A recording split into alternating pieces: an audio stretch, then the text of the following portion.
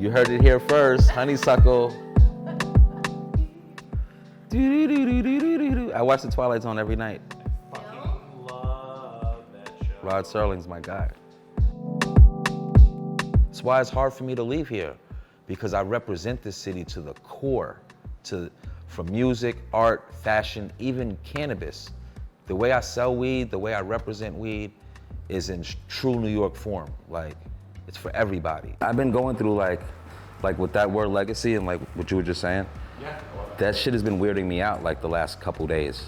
Okay, let's get into it. You know what I'm saying? They're branding it. It's like they're trying to brand it, but it's like they want to brand it as one thing when it really actually means something else in a whole different context. It means just being black, selling weed. That's what it actually really means.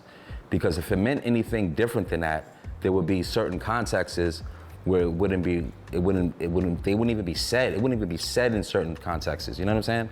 Like, oh, we need to help Legacy learn how to transition from here to there. Who are you talking about? Not white America. Can't be talking about them. Impossible. You're talking about black people. Your legacy, you're black. That's what it means. Black market means black people. Like, what are we talking about here?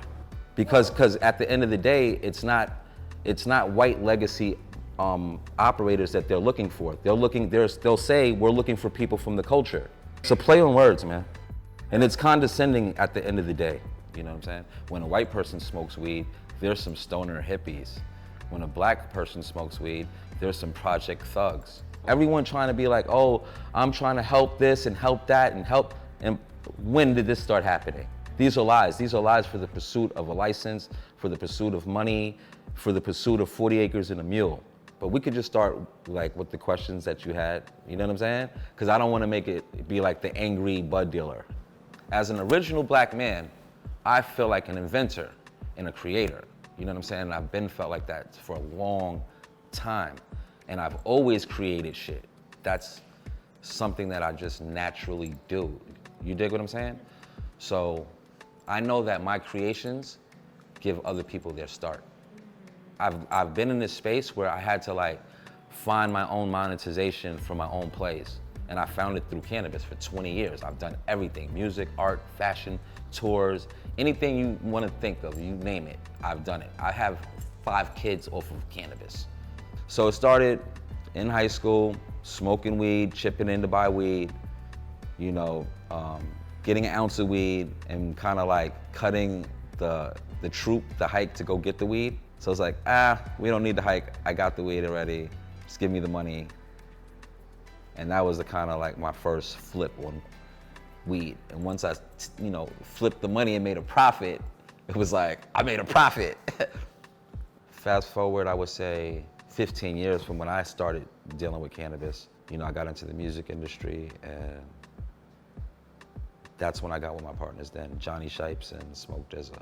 So would you describe yourself as an artist first? Yeah, 1000%. An artist first. The whole thing is an art to me.